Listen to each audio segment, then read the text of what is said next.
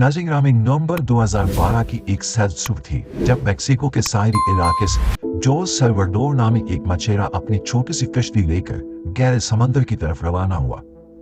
इसके साथ इसका एक नौजवान साथी एज़ेकिएल कर्तबा भी मौजूद था, जिसे समंदर का ज्यादा तजुर्बा नहीं था।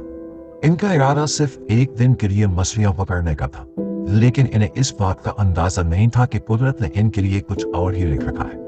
सल्वाडोर एक माहिर मछेरा था और इसे अपनी महारत पर पूरा भरोसा था, इसलिए इसने समंदर की लहरों और मौसम की तब्दीली को नजरअंदाज कर दिया।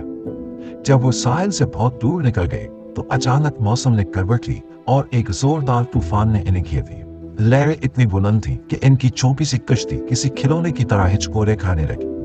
कई घंटों तक वो तूफान से लड़ते रहे और अपनी जान बचाने की कोशिश करते रहे, लेकिन इस दौरान इनकी कश्ती की मशीन ने काम करना छोड़ दिया और लहरों ने इन्हें मजीद गहरे पानियों की तरफ धकेल दिया। प्यारे दोस्तों, जब तूफान थमा तो सल्वाडोर और इसका साथी एक ऐसी जगह पहुंच चुके थे जहां दूर दूर तक सिर्फ पानी ही पानी था।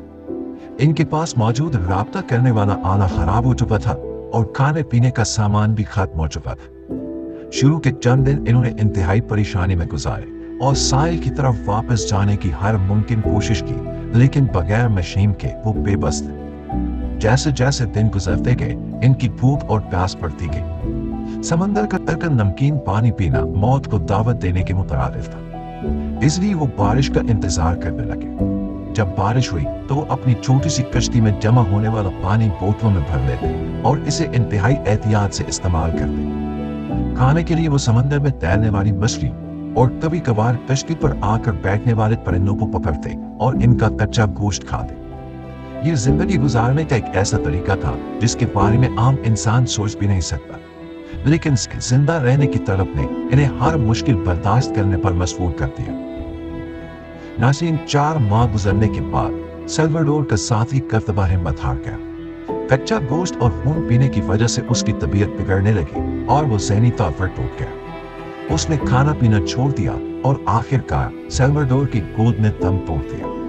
अब सल्वाडोर इस बेकरार समंदर में बिल्कुल अकेला रह गया।